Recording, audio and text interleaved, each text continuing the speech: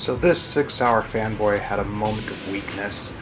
I was at the gun store not too long ago and came across a Sig Sauer P220 Legion in 10mm, and I really couldn't pass it up. So I bought it, took it home, did a little initial cleaning on it, and as soon as I could, I took it right out to the range.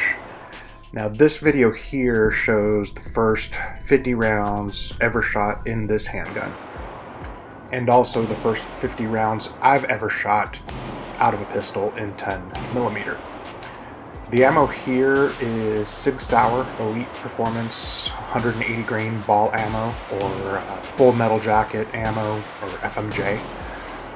I picked this up simply because it was on sale at the store when I bought the handgun. There was no other reason for it, really.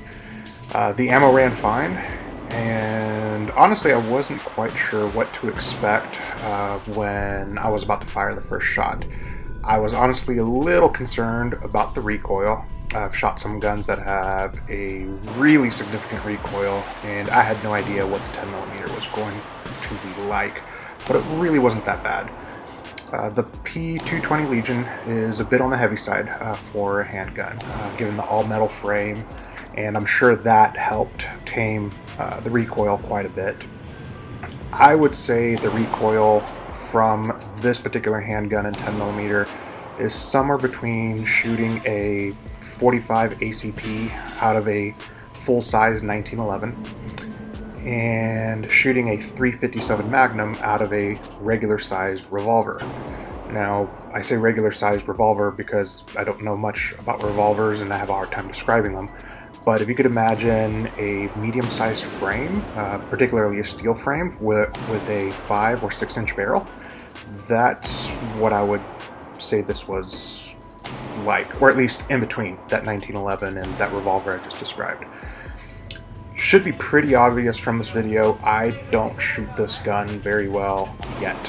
My groups were wide and I was flinching quite a bit, but overall I like the gun a lot. Now granted, I've already admitted I'm a bit of a Sig fanboy. I like how this gun felt in my hand when I was shooting it. I also like the way the recoil felt when I was shooting it. The recoil just wasn't very punishing, but it definitely let you know that it was there and you weren't sending some puny little Mickey Mouse sized piece of lead downrange. The gun was also pretty loud compared to the 9mm rounds I typically shoot with my P229 that I regularly carry, trained with, and compete with. I would also venture to say and guess that the folks in the lanes next to me noticed the sound coming out of this gun. It was a bit of a boom. The muzzle flash was also pretty cool. You should be able to see it in some of the slow motion playbacks. Now it's not a gigantic fireball, but it's definitely noticeable.